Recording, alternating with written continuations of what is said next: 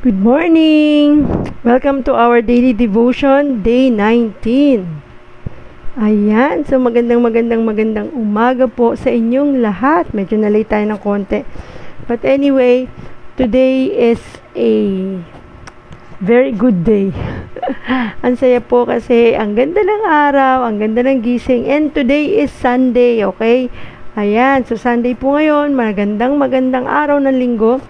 And I hope na kayo ay relax kasi walang mga anak na pumasok. Pero syempre, maaga pa rin sana tayong gumising. Ayan, para po makapag-attend tayo or makasabay kayo sa ating daily devotion ngayong araw na to. Day 19 na po tayo. Yay! Thank you Lord na bagamat maraming mga pagsubok at alam niyo yon, para may pagpatuloy ang daily devotion, pero God is good all the time. Tingnan niyo naman si Ate Mabs, naka face mask pa rin po tayo. Hindi pa po kasi okay yung ating pong paso, pero tuloy lang sa paglilingkod sa Panginoon. Ayan, so check lang po natin yung sound natin, baka kasi mamaya wala na naman pala akong sound. Sound check tayo.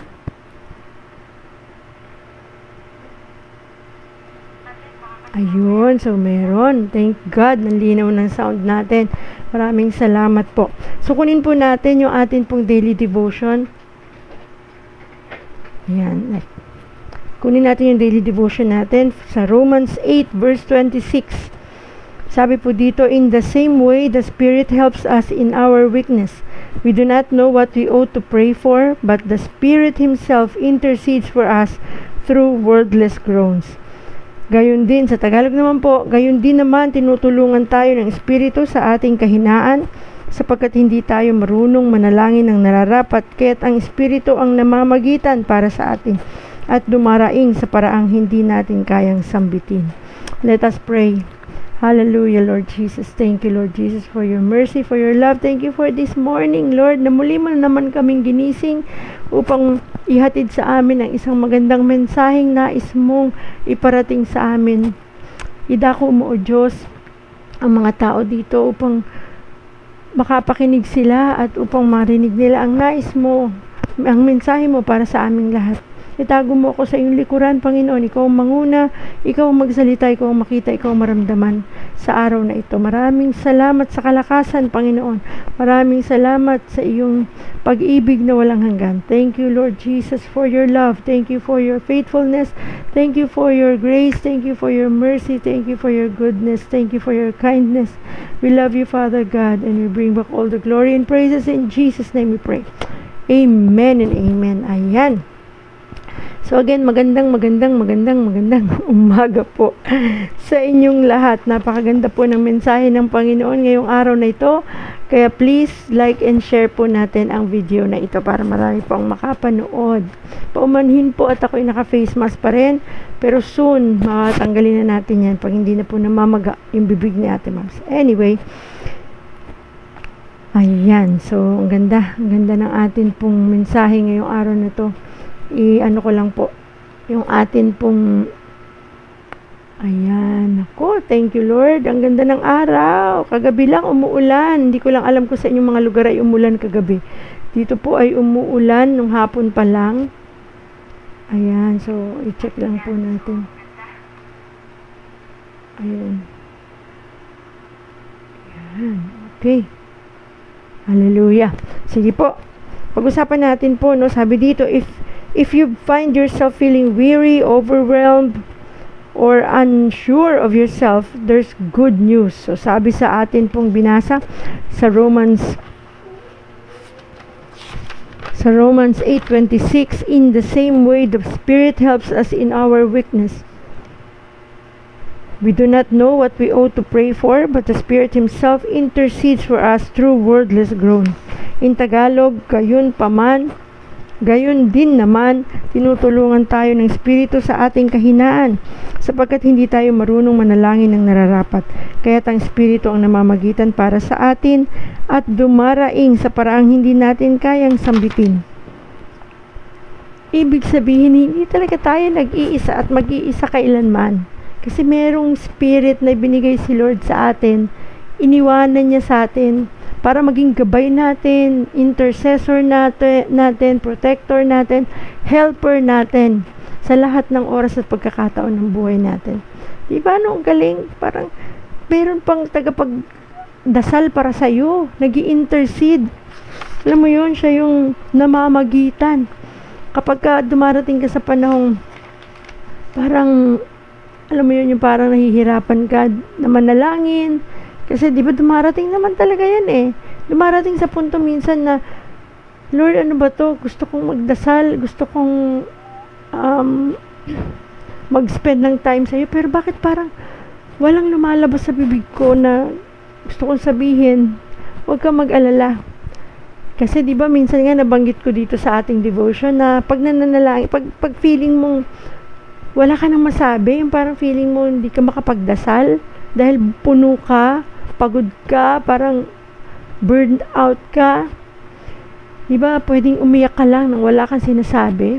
Pero God is really good kasi may Holy Spirit na siyang magdadasal para sa iyo, mag-i-intercede para sa iyo, diba? Para sabihin sa Lord na ito yung panalangin ng tao na to. Kasi si Lord, ang Holy Spirit and God the Father, iisa. So kung ano yung ang ginagawa ng Holy Spirit sa atin, kaya nagugulat tayo minsan, Lord, halos wala naman na nga akong nasabi, umiyak lang ako, pero answered prayer ako. Ito, tinupad mo pa rin yung mga panalangin ko. Napakabuti mo, O Diyos. Diba? Kasi nandoon ang Holy Spirit para mamagitan sa atin sa tuwing mananalangin tayo. God's Spirit is working in us, through us, to accomplish His purposes even when we don't see it or feel it. Diba? Parang hindi mo naman nakikita. Hindi mo naman nararamdaman. O hindi po ito Espiritu na yung parang Holy Ghost kung tawagin nila. Diba? Yung iba ang tawag niya Holy Ghost. Hindi po yun yung ghost. Hindi po yan yung parang usok o ano na yung sa mga pelikula na makikita mo parang usok. Hindi po, dahil nga sa term na spirit, tao po siya. Siya po ay si Jesus. Siya po ang Diyos Ama. Hindi po natin may tatakal dito yan, pero may isang pag-aaral po tayong dadaanan tungkol dyan, pero hindi po dito kasi mahabang usapin po yan. So yun po ay hindi mo kailangan maramdaman kasi binigay na pong regalo ng Diyos sa atin yan. Siya po ang helper natin dito sa lupa. Diba? Siya po yung makakatuwang natin sa lahat ng oras at pagkakataon. Kaya nga diba minsan may isang pelikula yata ako napanood before na may isang batang nagtanong sa lola niya. Sabi niya, Lola, sa dami ng taong nagdadasal at ilang tao ang meron sa mundo, tapos sabay-sabay magdadasal sa Diyos, paano niya naririnig yun? Sabi niya, paano niya nasasagot yung mga tanong ng mga tao ng sabay-sabay? So, yun ay ang isasagot natin is because of the Holy Spirit na nasa iyo. Kasi bawat tao, meron tayong iniwanang helper sa atin, ang Diyos. At yun yung Holy Spirit na sasagot doon sa mga tanong mo at siya rin ang maghahatid sa Panginoon ng mga tanong mo na yan. Kaya nga nababantayan tayo, napoprotektahan tayo bawat isa sa atin. Isipin mo nga naman daming tao sa mundo, di ba? Pero paanong nagagawa ng Diyos yan? Because of the Holy Spirit. Napakabuti ng Diyos, napakabait niya, napakamapagmahal niya para iwanan niya tayo ng helper nang makakasama natin sa lahat ng oras at sandali ng buhay natin. He's bringing things to mind, putting people in our path and steering up our hearts with that which matters to Him. So the pressure to do it all, have it all, and be it all is off. You don't have to rely on yourself. Hindi mo kailangan mag-rely sa sarili mo. Na minsan meron ka ng bagay na hindi mo na kayang gawin. Suko na, di ba? Huwag ka mag-alala. Hindi ka nag-iisa dyan sa laban mo. Nandyan si Lord, nandyan ang Holy Spirit to help you, to protect you, at gabayan ka. You don't have to have it all together. Hindi mo kailangan lahat makuha ang lahat na kasi kailangan ko na masolve to, kailangan magawa ko na to. Tandaan mo, may iniwan ng Diyos na helper mo, Holy Spirit, to guide you, to help you, to intercede with you, to protect you, diba? To be your kakampi sa lahat ng oras at sandali ng buhay mo. At sabi dito, you don't have to be confident in yourself to be confident in your God. Di ba? Kasi minsan sobra tayo nagtitiwala sa sarili natin. Hindi natin, nakakalimutan natin ang Diyos. Na kailangan, alam mo yon, yung kaya ko to. Minsan we need to humble down. Hindi na natin kaya. At huwag kang mag-alala na parang minsan di mo nararamdaman. Asan si Lord? Bakit parang di ko siya nararamdaman? Don't worry. The Holy Spirit is present in your life anytime. Every time. Ayan. Okay. Ang Diyos at ang Holy Spirit ay nasa iyo. God's Spirit helps you to pray. God's Spirit strengthens your heart. God's Spirit intercedes for you when you're lacking the words. Diba? God's Spirit helps you to pray. May tagatulong ka pa para manalangin. May kakampi ka na tuwing nagdadasal ka, pag may nalimutan ka, siya yung magpifeed, siya din yung maghahatid sa Diyos na ito yung kailangan ng tao na to. Alam mo yun, parang may abogado. May namamagitan sa'yo na parang parang Lord, nasabi ko ba lahat? Parang Lord, na ano ko ba lahat ng gusto kong sabihin? Alam ng Holy Spirit yun. Alam niya yung gusto mong sabihin na minsan di mo na masabi. Mayroong tagapaghatid o namamagitan na magdadasal para sa'yo. God's Spirit strengthens your heart. Diba? Pinalalakas na yung puso natin. God's Spirit intercedes for you when you're lacking the words. Yun yung sinasabi ko na ang Holy Spirit ay nandyan para siya ang magsalita para sa'yo. Diba? Kasi dumarating naman talaga sa puntong ganun minsan eh. Kaya alam mo, minsan yung hindi ka nagdasal, nakatulog ka na lang. Namamagitan ang Holy Spirit doon. Siyang magdadasal para sa'yo. Pero huwag naman natin gawin na magdadasal kasi andyan naman ang Holy Spirit pag dadasal niya ako. Hindi naman po gano'n. Ibig sabihin natin, kapag nakakalimut tayo magdasal, ang Holy Spirit ay nandyan para ipagdasal tayo, para siya yung magsabi ng mga gusto natin at talagang para kaya nga yung favor ng Lord nandun eh, kasi nagtataka tayo, hindi ko naman ito pinagdasal pero nangyari because merong namamagitan para sa atin. God's word says that His power is made perfect in weakness, sabi sa 2 Corinthians 12:9. And it's in our weakness that He is strong. So yung kahinaan natin, ang Diyos ang nagiging lakas natin. Diba? Kung mahina tayo, huwag kang matakot dyan, huwag kang mag-alala dyan, kasi merong Diyos na malakas para sa'yo. At katuwang natin ang Holy Spirit dyan. Diba? Ang Holy Spirit, kailangan natin yan. Andyan na yan sa atin. Kaya huwag natin hingin araw-araw na, come Holy Spirit. Hindi, nandyan na yung Holy Spirit sa atin. Lalo na the moment na tinanggap natin ang Panginoon. Andito po siya. Lalo na nung tinanggap natin ang Diyos, nakakilos siya ng maluwag sa atin. Kasi naibigay niya na yung regalo sa atin. So, mas mainam na ang Holy Spirit ay nakakakilos sa atin kasi mas the more na nag-strengthen yung mga gifts niya sa atin. Yung joy, yung peace, yung love, kindness, gentleness, self-control, yung peace, diba? So, mas lalong na-strengthen yun kapag ang Holy Spirit ay nakakakilos ng malaya sa atin.